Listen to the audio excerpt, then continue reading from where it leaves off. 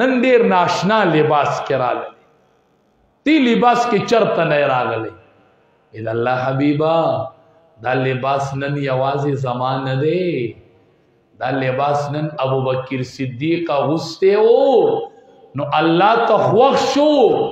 نن پټول اسمان کې د ملائکو دا لباس دی دا د ابو بکر صدیق لباس الله دومره لوی مقام ور کم زیت صحابه قرآن ورسول نبی کریم صلی الله علیه وسلم صحابه توای اے صحابه مسلمانانو لبد خوګو بو کوی سوک والی عثمان ذوالنورین رضی الله تعالی عنہ پاسې دې زبلاش لاړ کوی واغستو وقف نبی کریم صلی الله علیه وسلم له په یو موقع خوګي وبړي ویلو بوسک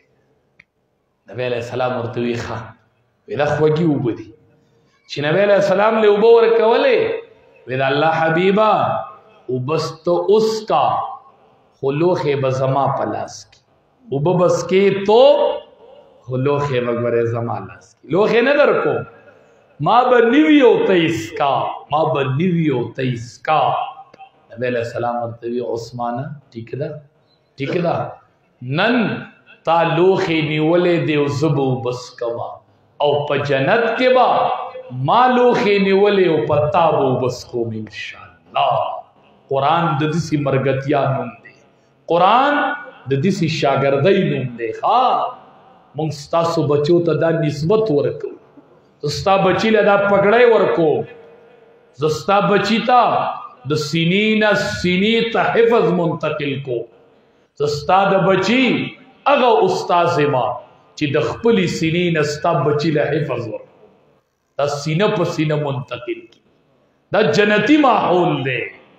دا د اخرت رشتہ دا التم نپری کیگی ساسو رشتی با پریش دا رشتی با التم نپری کیگی زستا بچی لا دسی رشتہ ورکو زستا بچے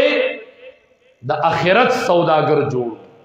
ابو بکر صدیق رضی اللہ تعالی عنہ نبی علیہ السلام سره غار سور کې مرګتیا وکړه درې ورځې د نبی علیہ السلام سره غار سور کې ملګری و نبی علیہ السلام ورته وایي ابو بکر صدیق انت صاحبی فی الغار ته ملګری وی زما په غار کې می ملګری وی